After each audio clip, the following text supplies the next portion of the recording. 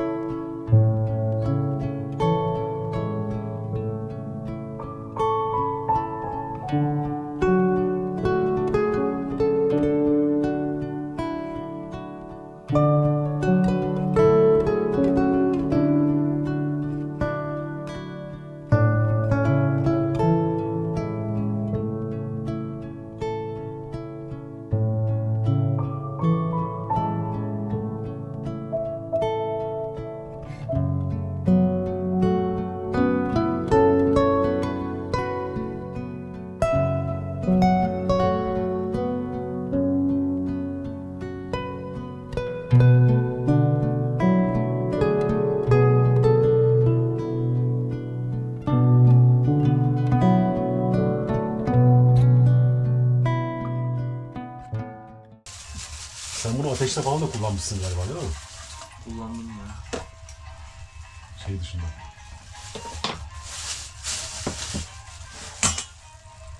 Direkt şu ızgaranın üstüne koyuyorum, bunu da çorba yapıyorum. Hadi bismillah, buyur abi. Ekmeğe falan da batırabilirsiniz. Evet. Şu şeyler çok acayip pompa oluşturdu ya. Yağlı kağıtlar. Evet. Önceden hepsi yapışıyor ediyor, temizlemesi zor. Bak şimdi adam kızartmayı bile bunda yapıyor ya. Patates kızartmasını. Allah Allah. Bunun içine, tencerenin içine koyuyor bunu. İçerisine yağ Allah koyuyor. Allah. Evet, hiç tencere kirlenmiyor. Şaka gibi ya.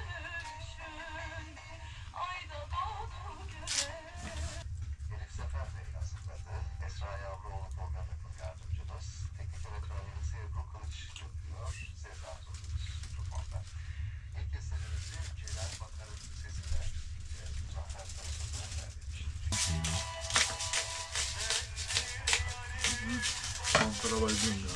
Çok lezzetli olmuş.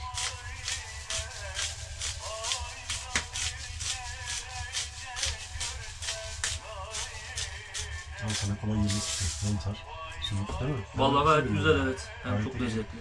Hiç kimse de hayır demez abi.